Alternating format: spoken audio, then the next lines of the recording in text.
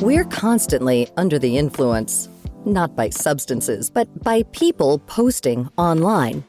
As social media has crept deeper into our everyday lives, countless big-name brands and small businesses alike have poured a fortune into subtly influencing the posts we scroll through. Over the years, gaining followers has turned into a full-blown career path where people get paid to showcase the products or companies that are willing to sponsor them. At least, that's what it used to be. Today, the space is harder to break into, and what made you successful 10 years ago may not work anymore. Even if you do go viral and pick up thousands of followers, you probably shouldn't quit your day job. This is the reality for actor Connor McShane.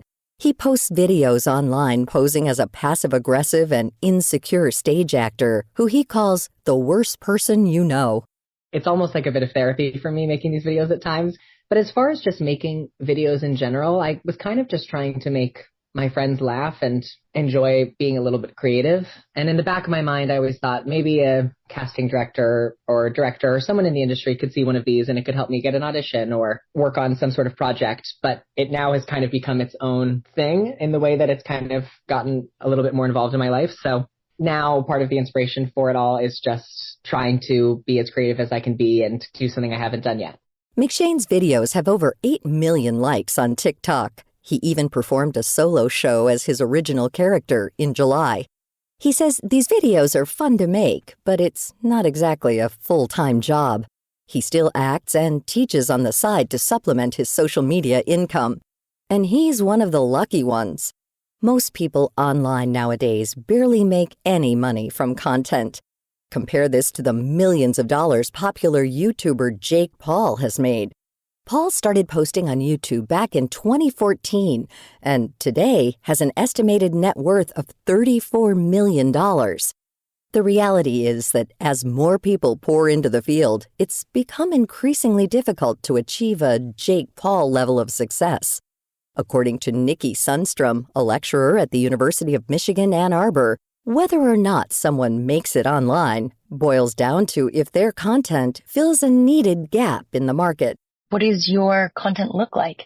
Does it positively reflect a community that the individual you engage feels like they could be a part of, that they could see themselves represented in, that they could see themselves valued in? We have to take this broader, holistic approach that will improve us overall rather than just get more and more content into hands that isn't necessarily needed. But how do you figure out what audiences are looking for?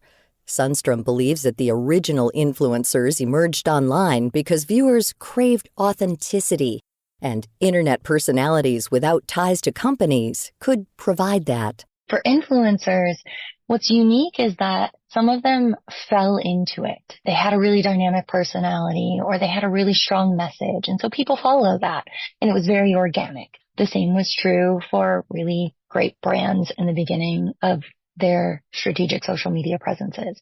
And then the work sort of settles in, right? Because you realize that creating content in a way that is meaningful is a full-time job. A 2019 survey by Lego and the market research firm Harris Poll revealed that 29% of kids ages 8 to 12 want to be YouTubers when they grow up. A survey last year by the business intelligence company Morning Consult found that 57% of Gen Zers would become influencers if given the chance. But is this dream shaped by a false reality? McShane's income from social media comes from the Creator Fund on TikTok. Accounts with over 10,000 followers and at least 100,000 authentic video views within a month can apply for it. But what you earn is based on your popularity. It's kind of like a sliding rate of what you get paid per view. So it's not the most secure form of income because, who knows, maybe in a certain month you aren't getting as many views, or depending on how much people interact with that video, the amount you get per views could be less or could be more. This instability doesn't bother McShane because the acting world is unpredictable too. Being able to post content and make money on his own time keeps him available when last-minute auditions come up. But creators can never get too comfortable. Online trends are always shifting, And what was profitable one month could be worthless the next. The same applies for brand partnerships. With so many influencers in the field, it's hard to forge consistent, well-paid partnerships as a smaller creator. Meanwhile, existing mega influencers know the impact they have on viewers, and these brands are begging for them to sign on. We far too frequently see full-time social media professionals undercompensated for the content creation that they're doing on behalf of a brand, or influencers to be able to put a price tag that values their worth, I think is a tribute to the content that they're creating. Having a brand deal might help make influencers money, but it can be difficult to find the right balance. Social media users aren't shy, and if they think an online personality has become a sellout, they'll unsubscribe. Sundstrom believes that while the market has become harder to break into, one way to succeed has remained constant: authenticity. When you offer your quirky personality, when you are true to something that you're passionate about, when you are authentic and transparent in a way that people can really identify with, those are the people that we're seeing thrive.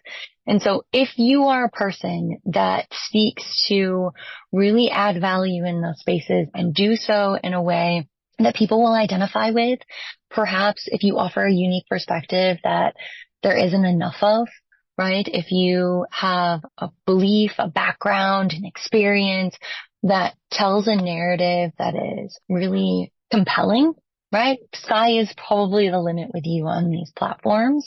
To find out more about this topic and our guests, Connor McShane and Nikki Sundstrom, head to viewpointsradio.org. This story was written by our associate producer, Annabelle Rivera. Our executive producer is Amira Zaveri. Our studio manager is Jason Dickey. I'm Marty Peterson.